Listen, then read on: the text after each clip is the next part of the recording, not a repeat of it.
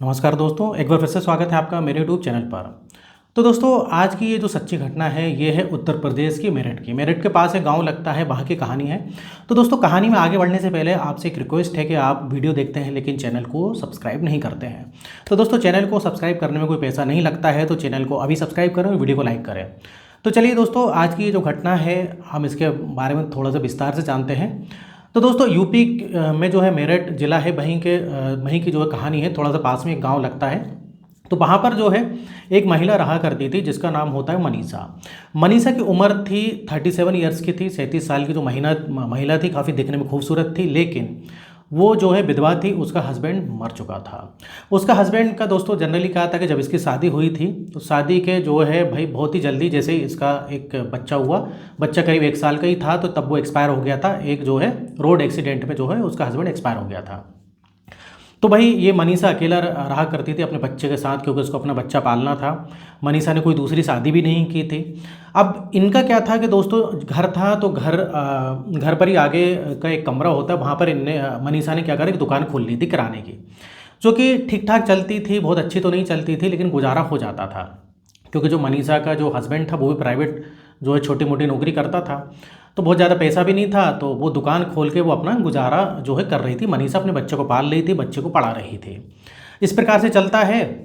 अब क्या होता है कि बच्चा धीरे धीरे बड़ा होता है, स्कूल में जाता है, स्कूल में बड़ी क्लास में पहुंच जाता है, और करीब करीब जो है 17 साल का उसका बच्चा हो जाता है। तो भाई जैसे जैसे बड़ा होता है बच्चा, उसके खर्चे होते हैं, स्कूल की फ़ीस वगैरह देना, ये सब। तो मनीषा मतलब इतना जो है देने में, इतना पैसा मतलब खर्च करने में असमर्थ थी। इतनी हालत उसकी अच्छी नहीं थी, क्योंकि बच्चे की पढ़ाई का खर्च हो गया, फिर वो ट्यूशन वगैरह भी जाता था, तो इतना मनीषा नहीं निकाल पा रही थी। क्योंकि मनीषा की जो किराने की दुकान थी, और भी बहुत सारी किराने की दुकान खुल गई थी, तो इतनी चलती भी नहीं थी। अब क्या होता है कि भाई मनीषा को क्या होता है, एक बार उधार लेने की ज़रूरत पड़ जाती है। अब बच्चे को अच्छी शिक्षा देनी है, पढ़ाना है, ट्यूशन वगैरह भी जाता था।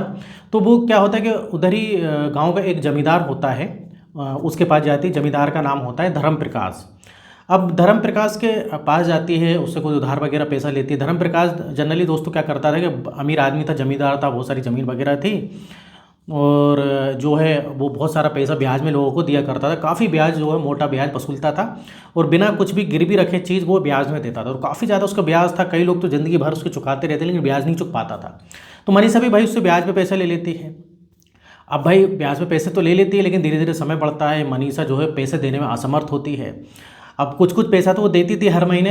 तो जमींदार बोलता था भाई तुम्हारा जो है पैसा बढ़ते जा रहा है, तुम्हारा भी ब्याज भी बढ़ रहा है, ऐसे कैसे काम चलेगा, तुम मेरा पैसा दो, या तो कुछ जो है चीज़ तुम्हारे पास है वो बेचो, क्योंकि तुम्हारा पैसा बहुत सारा हो गया, तुम दे ही नहीं पा रही हो। अब फिर मनीषा बेचारी जो है कुछ सोना वगैरह थोड़ा बहुत रहता है, अंगूठी वगैरह रहती है, कुछ ऐसी छोटी मोटी चीज़ें जो रहती है वो भी उस ज़मींदार को दे देती है। तब भी कर्जा नहीं चुक पाता, कर्जा ज़्यादा हो गया तो उसको ब्याज भी ज़्यादा हो गया था। और ज़मींदार जो रहता है वो जो है पूरा एक एक रुपये जो है लेता था, असल हो ब्याज हो सब उसको चाहिए था, क्योंकि ज़मींदार का दबदबा था वहाँ पर। काफ़ी जो है लोग उसको, सब लोग जानते थे। अब भाई ऐसा चलता रहता है। अब जो है जमींदार उसके घर आता है, बोलता है, अब उसका जो भी था वो भी दे दिया, सोना वगैरह थोड़ा बहुत जो रहता है मनीषा के पास। अब जमींदार बोलता है कि भाई तुम्हारे पास अब कुछ भी नहीं है, तो तुम ये जो है घर, एक काम करो, घर मेरे नाम कर दो, क्योंकि तुम्हारा ब्याज बढ़ते जा रहा है और तुम पैसे दे नहीं रही हो। तो मनीषा बोलती है जमींदार से कि साहब मैं इस घर को दे दूंगी तो फिर मैं अपने बच्चे के साथ कहाँ जाऊँगी। तो जमींदार की नीयत बहुत ख़राब होती। जमींदार थोड़ा सा जो है मतलब रंगीला किस्म का इंसान था। अब वो बोलता है कि तुम्हारे पास बहुत सारी ऐसी चीज़ें कि तुम दे सकती हो। मनीषा बोलती है क्या? तो मनीषा बोलती है, वो जमींदार बोलता मनीषा से कि तुम जो है मेरे साथ जो है कुछ वक्त गुजार लो बिस्तर पर। तो मनीषा गुस्से में आ जाती है। मनीषा जो बोलती मैं ये ऐसी औरत नहीं हूँ, ये सब मैं नहीं करती, मैं तुम्हारा पैसा चुका दूंगी, तुम इधर से जाओ। तो वो जमींदार बोलता है ठीक है, मैं जो है 1 हफ्ते बाद फिर से आऊँगा, नहीं चुकाए तो फिर तू सोच लेना। तो ऐसे करके 1 हफ्ते बाद फिर से आता है, लेकिन जो है मनीषा बंदोबस्त नहीं कर पाती पैसे का। अब जमींदार बोलता है कि अब तो तुम्हें मेरे साथ जो है बिस्तर पर वक्त बिताना ही पड़ेगा। अब जो है मनीषा उस समय मना करती, लेकिन जब जो है जमींदार ज़बरदस्ती उसको घसीटते हुए कमरे में ले जाता है, क्योंकि भाई मनीषा वैसे अकेला रहती थी, वो ज़बरदस्ती उसके साथ कर देता। मनीषा भी ज़्यादा विरोध नहीं कर पाती है, क्योंकि जमींदार का पैसा देना था। तो इस प्रकार से जो है भाई वो जमींदार संबंध बना लेता है, जब तक उसका मन नहीं भरता है। अब भाई होता क्या है कि इधर पर पैसा माफ़ नहीं करता वो बोलता है कि पैसा जो है मैं तुम्हारा कम कर दूंगा, माफ़ नहीं करूंगा, पैसा तो चाहिए चाहिए। अब मनीषा बोलती तुमने सब कुछ ले लिया मेरा, मेरी जो है इज्जत वगैरह सब ले ली, अब क्या तुम अभी भी पैसे माफ़ नहीं करोगे? बोलता नहीं, अभी भी माफ़ मैं नहीं करूँगा। और ज़मींदार पहले से लिखा पढ़ी भी करके रखता है, मतलब उसके खिलाफ़ कानूनी कुछ भी नहीं कर सकते, पूरा लिखा पढ़ी करवा के जो है मनीषा के साइन वाइन भी सब करा लेता है। अब भाई आए दिन जो है ज़मींदार उसके पास जाता था और ऐसे संबंध बनाता था, अभी कई महीनों तक चलता रहता है भाई। अब ज़मींदार की आदत हो गई थी।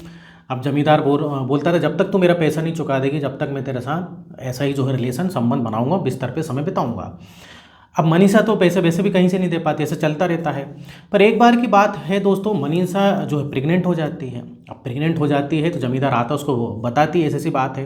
तो ज़मींदार बोलता है कि तू तुरंत एबॉर्शन करा ले, नहीं तो तेरे लिए अच्छा नहीं होगा, क्योंकि मैं ऑलरेडी शादीशुदा हूँ, ये बच्चा मुझको नहीं चाहिए, क्योंकि ज़मींदार ऑलरेडी शादीशुदा रहता है।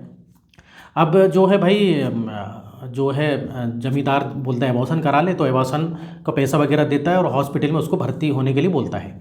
अब भाई जब जो है उसका बच्चा आता है, मनीषा का बच्चा, तो वो उससे बोलती है कि बेटा मेरी थोड़ी तबीयत ठीक नहीं है, तो मैं एक दिन के लिए अस्पताल में भर्ती होंगी, मैं जो है मेरी शाम तक या कल सुबह तक छुट्टी हो जाएगी। अब वो पूछता है माँ तुम्हें हुआ क्या, लेकिन भर्ती क्यों होना चाहती हो? बोलता है कुछ नहीं बेटा, थोड़ी तबीयत खराब है तो डॉक्टर ने भर्ती होने के लिए बोला है। और ऐसा बोल के भाई वो चली जाती, क्योंकि मनीषा को भाई बच्चे को तो बताना था, बच्चा तो स्कूल से आएगा देखेगा मेरी माँ नहीं है तो वो तो ढूंढेगा।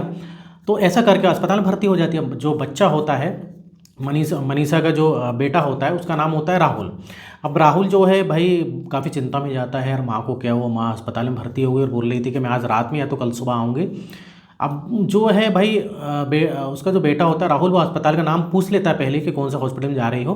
तो फिर क्या होता है कि वो राहुल से रहा नहीं जाता, वो भी हॉस्पिटल में चला जाता है। हॉस्पिटल में जाके जो है स्टाफ से पूछता है, उधर जो है उसको कुछ ऐसी बातें पता लगती है कि उसके पैरों तले ज़मीन खिसक जाती है। उसको पता लगता है कि मेरी माँ एबॉर्शन के लिए जो है, उसकी माँ प्रेग्नेंट रहती तो एबॉर्शन के लिए भर्ती हुई है।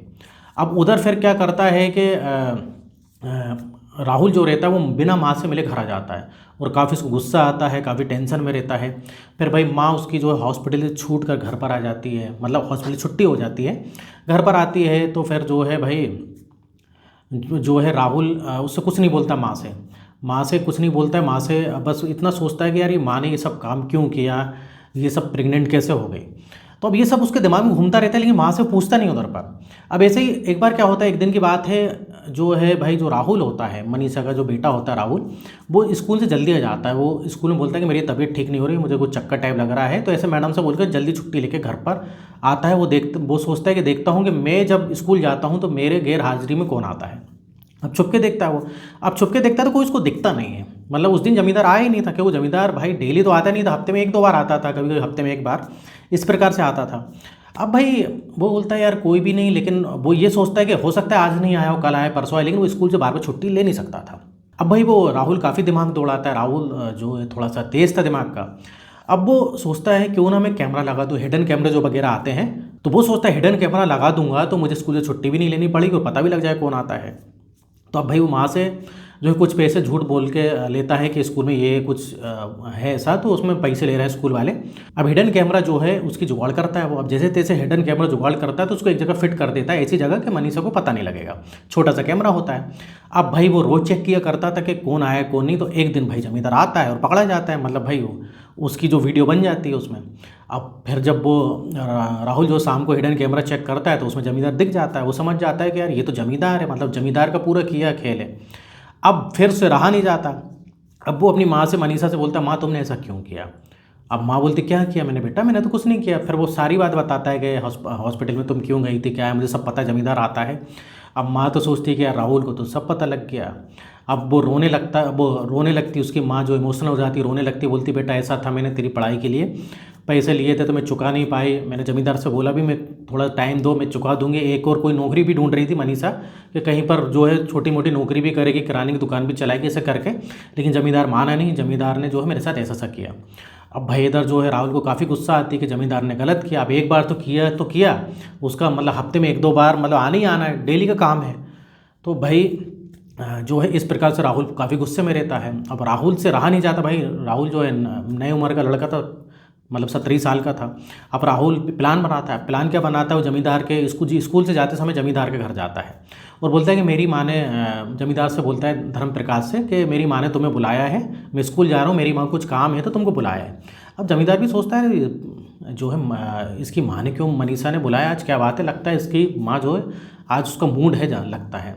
तो भाई जमींदार जाता है उसके घर और उधर जो है राहुल स्कूल नहीं जाता, उसका पीछा करता है।